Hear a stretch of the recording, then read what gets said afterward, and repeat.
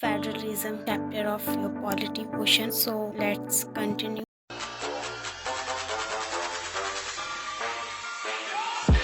Federalism. In the previous chapter, we noted that vertical division of power among different levels of government is one of the major forms of power sharing in modern democracies. In this chapter, we focus on this form of power sharing. It is most commonly referred to as federalism, with being begin by describing federalism in general terms. The rest of the chapter tries to understand the theory and practice of federalism in India. Federalism means होता है संघवाद, जैसे कि पिछले chapter में हमने पढ़ा था कि कैसे गवर्नमेंट में अलग अलग लेवल डिवाइड हो गए थे और उनके बीच में पावर का डिस्ट्रीब्यूशन किया गया था। ऐसे ही फेडरलिज्म से ऐसा क्या चेंजेस आया, पावर शेयरिंग कैसे इफेक्टेड हुई, इसके बारे में हम पढ़ेंगे। अब हम चैप्टर स्टार्ट करते हैं। Explanation, what is federalism. सबसे पहले आपको इस वर्ड को समझना ज़रूरी है, जिससे कि आप इस चैप्टर को भी आसानी से समझ सकें और खुद से भी रिकॉल कर सकें। Let us gate back to the contrast between Belgium and Sri Lanka that we saw in the last chapter. You would recall that one of the key changes made in the constitution of Belgium was to reduce the power of the central government and to give these powers to the regional governments. ऐसे पिछले chapter में हमने देखा था जो power sharing हुई थी Belgium और श्रीलंका कंट्रीज़ में, तो उनमें जो पावर सेंट्रल गवर्नमेंट को दिए गए थे उसे हटा पावर किसको देने की बात की गई थी, रीजनल गवर्नमेंट को। Regional governments existed in Belgium even earlier. They had their rule and parts, but all these parts were given to these government and could be withdrawn by the central government. जो भी power दी गई थी वो central government जो थी वो उस पर रूल करती थी और जो वो डिसाइड करती थी वो ही होता था। The change that took place in 1993 was that the regional governments were given constitutional powers that were no longer dependent on the central government. 1993 में क्या हुआ, अचानक से कुछ चेंजमेंट किए हैं जिसमें क्या था कि जो रीजनल गवर्नमेंट थी उसको कॉन्स्टिट्यूशनल पावर्स दिए गए, मीन संवैधानिक शक्तियां प्रदान की गई, जिससे वो सेंट्रल गवर्नमेंट पे डिपेंड नहीं था। Belgium shifted from a unitary to a federal form of government. Sri Lanka continues for all practical purposes a unitary system where the national government has all power. Sri Lanka में क्या किया गया, एक ऐसा unitary system बनाया गया जिससे कि सारी पावर किसके पास थी, नेशनल गवर्नमेंट के पास। Tamil leaders want Sri Lanka to become a federal system. जो तमिल लीडर्स थे वो श्रीलंका में फेडरल सिस्टम यानी कि संघवाद की व्यवस्था चलाना चाहते थे। Federalism is a system of government in which the power is divided between a central authority and various constituent units of the country. Federalism क्या होता है, एक ऐसा सिस्टम होता है गवर्नमेंट का जिसमें जो पावर होती है वो जो सेंट्रल अथॉरिटीज़ होती हैं उनके और जो अलग अलग संवैधानिक छोटी छोटी यूनिट्स बनाई गई हैं उनके बीच में डिवाइड की जा सके। Usually a federation has two levels of government. One is the government for the entire country that is usually responsible for a few subject of common national interest. एक गवर्नमेंट पूरी कंट्री के लिए responsible होती थी. The other are government at the level of provinces और state that took after much of the day to day administration of their state. और दूसरी government बनाएगी वो स्टेट लेवल पे अपना सारा काम मैनेज करती थी, देखती थी. Both this levels of governments enjoy their power independent of the other. दोनों के बीच में जो पावर डिस्ट्रीब्यूशन हुआ था वो आराम से उसे यूज कर रही थी और सारी चीजें देख रही. अब यहाँ पे आपको जो मैप दिया हुआ है वर्ड, इसमें जो रेड पोर्शन है वहाँ पे फेडरल पॉलिटिकल सिस्टम था और जो वाइट है वो जैसे पहले सारी चीज़ चल रही थी उनके अकॉर्डिंग. तो मोस्टली जो पार्ट है वहाँ पे फेडरल पॉलिटिकल सिस्टम स्टेबलाइज्ड हो चुका था. In this sense federations are contrasted with unitary governments. Under the unitary system, either there is only one level of government or the subunits are subordinate to the central government can pass on orders to the provincial or the local government, but in federal system the central government can't order the state government to do something. जो पहले का system था उसमें सब unit बनाई गई थी जिसपे सेंट्रल गवर्नमेंट को सारी पावर दी गई थी। वो स्टेट गवर्नमेंट या लोकल गवर्नमेंट को ऑर्डर पास करती थी और वो ही उसे मानना पड़ता था। लेकिन फेडरल सिस्टम जो था उसमें सेंट्रल गवर्नमेंट अपना कोई भी ऑर्डर स्टेट गवर्नमेंट को करने के लिए नहीं दे सकती। State government has powers of its own for which it is not answerable to the central government. Both these governments are separately answerable to the people. State government जो थी उसके पास अपनी खुद की इतनी पावर थी और जिसके लिए उसको क्या करना है क्या नहीं करना है उसका जवाब सेंट्रल गवर्नमेंट को नहीं देना पड़ता था। अब यहाँ पे कुछ की फीचर्स दिए हुए हैं फेडरलिज्म के, उन्हें देखते हैं। There are 2 or more level of government। यहाँ पे 2 और 2 से ज़्यादा स्तर बनाए गए हैं सरकार के। Different tiers of government govern the same citizen, but each tier has its own jurisdiction in specific matters of legislation, taxation and administration। सरकार के अलग अलग चरण बनाए गए जिससे कि जो वहाँ के नागरिक हैं उनको समान न्याय मिल सके और जो कर वसूली है और जो एडमिनिस्ट्रेशन का मैटर है वो सबके लिए इक्वल हो सके। The jurisdictions of the respective levels or tiers of government are specified in the constitution, so the existence and authority of each tier of government is constitutionally guaranteed। जो भी वहाँ पे डिस्कशन होते थे उनके ऊपर जो फैसला दिया जाता था उसमें कॉन्स्टिट्यूशन जो बनाया गया था उसको बहुत ज़्यादा वैल्यू दी जाती थी जिससे कि गवर्नमेंट को कॉन्स्टिट्यूशनली गारंटेड माना जाता था। The fundamental provisions of the constitution can't be unilaterally changed by one level of government. Such changes require the consent of both the levels of government। जो फंडामेंटल प्रोविजंस थे constitution के उन्हें अनलिटरली change नहीं किया जा सकता था एक गवर्नमेंट के लेवल पे। तो ऐसे जो चेंजेस होते थे उनको करने के लिए दोनों लेवल की गवर्नमेंट का राजी होना ज़रूरी था। Courts have the power to interpret the constitution and the powers of different levels of government. The highest court acts as an umpire if disputes arise between different levels of government in the exercise of their respective power। जो high court थी वो एक umpire की तरह work करती थी। अगर कोई भी दोनों गवर्नमेंट के बीच में कोई भी मैटर होता था तो उसके पास सॉल्व करने के लिए रिस्पेक्टिव पावर्स दिए गए थे। Sources of revenue for each level of government are clearly specified to ensure its financial autonomy। जो रेवेन्यू के सोर्सेस थे वो हर एक गवर्नमेंट के पास थे जिससे कि फाइनेंशियल ऑटोनॉमी को स्पेसिफाइड किया जा सकता था। The federal system thus has dual objectives to safeguard and promote unity of the country while at the same time accommodate regional diversity। Therefore, two aspects are crucial for the institutions and practice of federalism। Governments at different levels should agree to some rules of power sharing. They should also trust that each would abide by its parts of agreement। An ideal federal system has both aspects, mutual trust and agreement, to live together। जो दोनों ही government के level थे उनको एक दूसरे पर trust करना पड़ता था और उनके जो एग्रीमेंट्स थे उन्हें वो अवॉइड नहीं कर सकते थे जिससे कि ये फेडरल सिस्टम अच्छे से चल सके। ये मेन ऑब्जेक्टिव था। The exact balance of power between the central and the state government varies from one federation to another।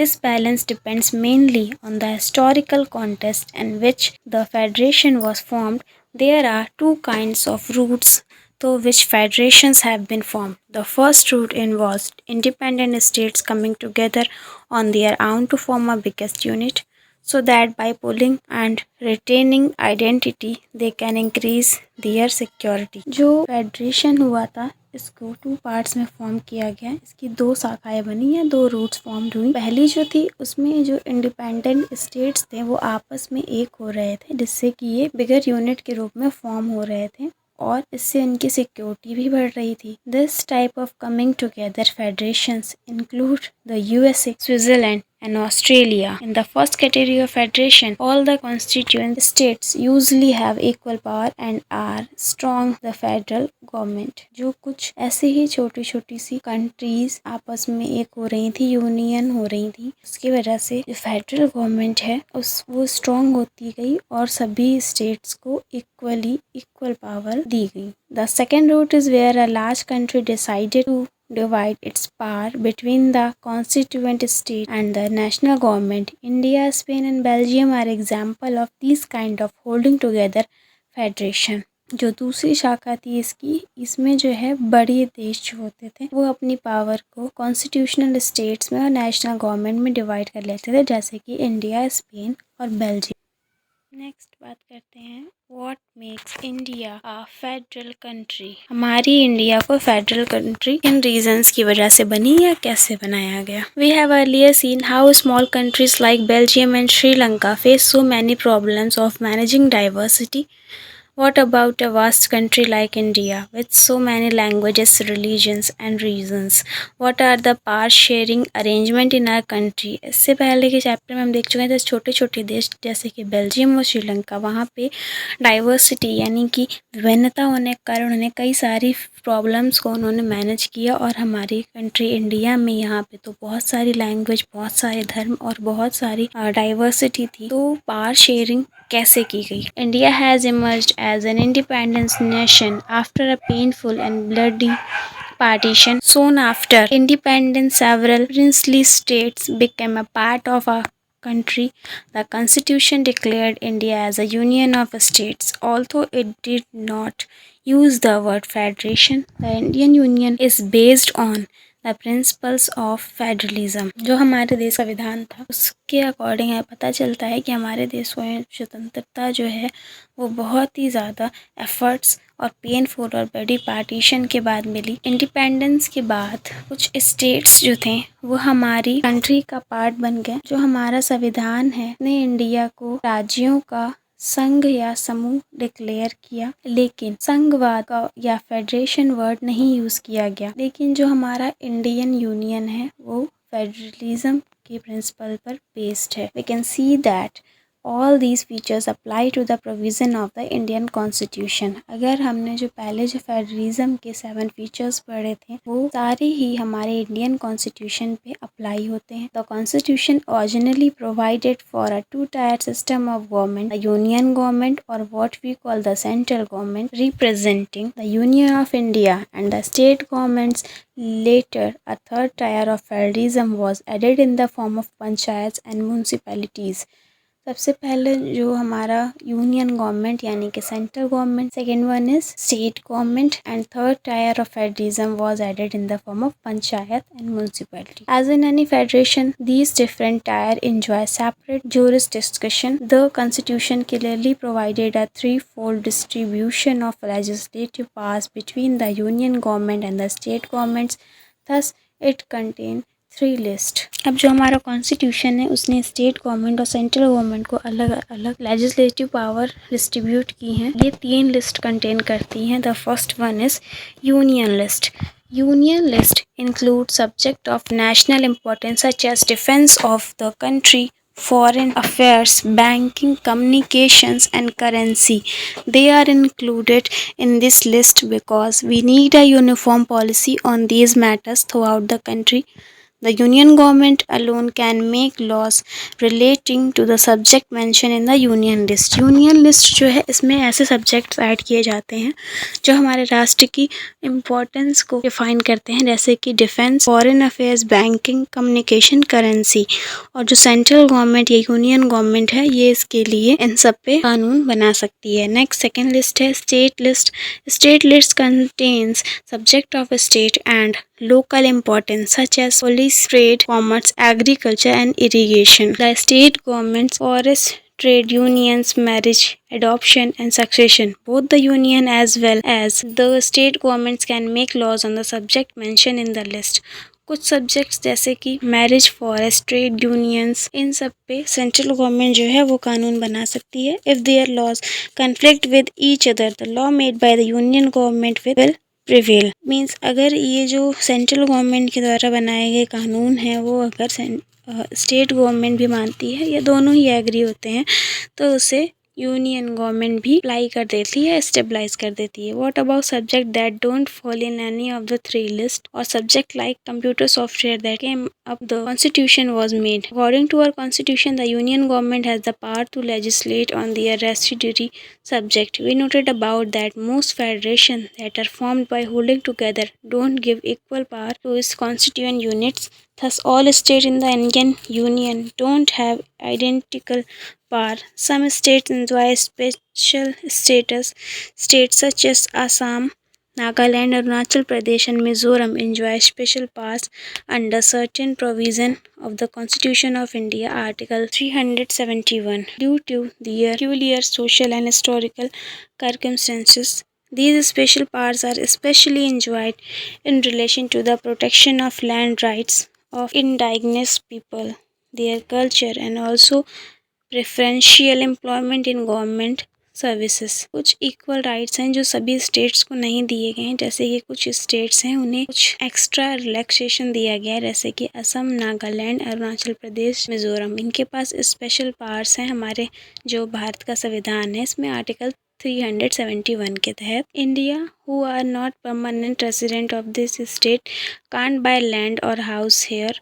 India में जिनका परमानेंट रेजिडेंट इन स्टेट में नहीं है वो वहाँ पे ज़मीन या घर नहीं खरीद सकते हैं।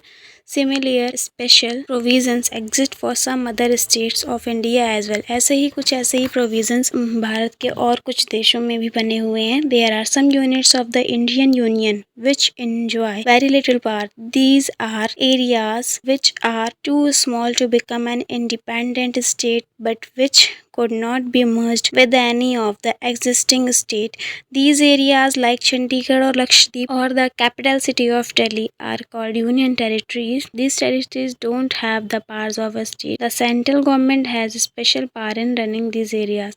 कुछ जो हमारी यूनियन टेरिटरीज हैं उनके पास ऐसे स्पेशल पास नहीं होते हैं जो स्टेट को दिए जाते हैं, लेकिन जो सेंट्रल गवर्नमेंट है वो इन एरिया में सारी चीज़ें देखती है या मैनेज करती है। This sharing of power between the union government and the state government is basic to the structure of the constitution. It is not easy to make changes to these power sharing arrangement. The parliament can't on its own change this arrangement। की जो special rights या sharing of power है union और state government के बीच में, ये एक structure है जो संविधान के द्वारा बनाया गया है। इसे चेंज करना इतना ईजी नहीं है और पार्लियामेंट भी खुद इसे इतने अच्छे से अरेंज नहीं कर सकती है। Any change to it has to be first passed by both the houses of parliament with at least 2/3 majority. Then it has to be ratified by the legislators of at least half of the total states। अगर इसे हमें change करना है या कुछ भी changement लाना है हमारे कॉन्स्टिट्यूशन में तो सबसे पहले जो हमारे दोनों सदन हैं यानी कि लोकसभा और राज्यसभा दोनों के कम से कम 2/3 मेजॉरिटी होनी चाहिए। मतों की जो सदस्य हैं उनमें से 2/3 सदस्यों का बहुमत होना चाहिए और इसके बाद जो वहाँ के लेजिस्लेटर्स हैं उसमें से टोटल स्टेट कम से कम हाफ इसलिए सहमत होने चाहिए, तभी कोई चेंज किया जा सकता है। The judiciary plays an important role in overseeing the implementation of constitutional provision and procedures in case of any dispute about the division of powers the high court and the supreme court make a decision. अगर powers को divide को लेकर अगर कोई भी मतभेद होता है सेंट्रल और स्टेट गवर्नमेंट के बीच में तो इसका फैसला हाई कोर्ट और सुप्रीम कोर्ट में लिया जाता है। The union and state governments have the power to raise resources by taxes in order to carry on the government and the responsibility assigned to each of them। Central government, state government taxes का जो है कितना percent central रखेगी और कितना percent state government रखेगी इसे आपस में डिसाइड करते हैं। इसके बाद आपको इस चैप्टर के कुछ की पॉइंट दिए हुए हैं, इन्हें आप खुद से रीड करिए। यहाँ पे इंडिया का मैप दिया हुआ है 1947 में जो हमारा इंडिया है उसके बारे में यहाँ पे दिया हुआ है, यहाँ के राज्य और उनकी राजधानी यानी कि कैपिटल्स। इसमें जो कुछ एरिया है जो डॉटेड है वहाँ पे इंडिया प्रोटेक्टेड स्टेट्स है और जो लाइन फिल एरिया है वो पाकिस्तान।